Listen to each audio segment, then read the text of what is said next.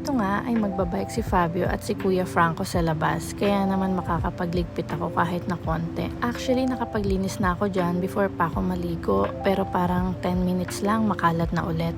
Pero okay lang yon as long as masaya naman sila, and syempre normal yun sa bata. Mga kalat na laruan, maduduming pader dahil sa mga crayons, yan yung mga bagay na sinusulit ko ngayon.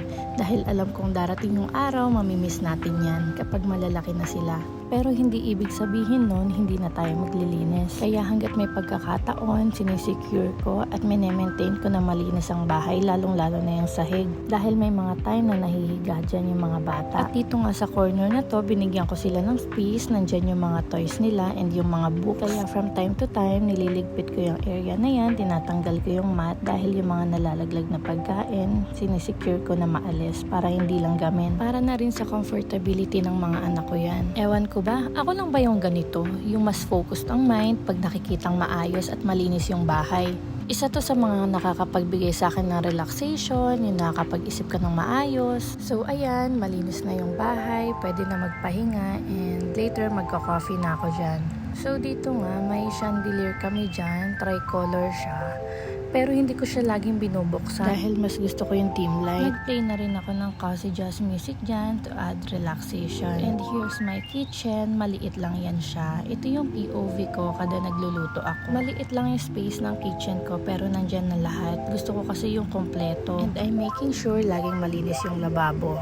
And naglagay din ako ng plants dito sa hagdan namin and ng yellow lights. And as a mom na may toddler, of course, hindi lahat pwedeng aesthetic. And that's our living room. That's the highlights of the house. Kung nakikita niyo sa mga post ko, napakahilig ko sa sofa cover. Yung every season of the year, kailangan nakamatch ako. Even the throw pillows, kailangan matchy-matchy. So it's about 6 p.m. and nagpe-prepare na ako ng dinner. I'm going to cook caldereta for tonight's dinner. And ayan si Franco, yung middle child ko.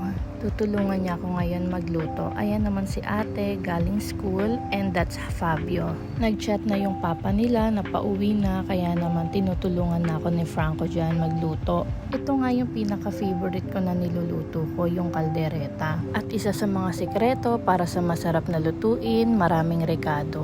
And ayan si Fabio, sabi niya apple daw yan. So, nag-start na ako dyan mag-isa and inuna ko yung carrots at patatas.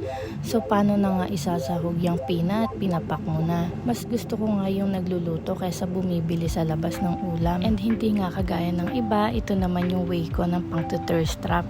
And that's for today's vlog. Thank you for watching. Let's eat!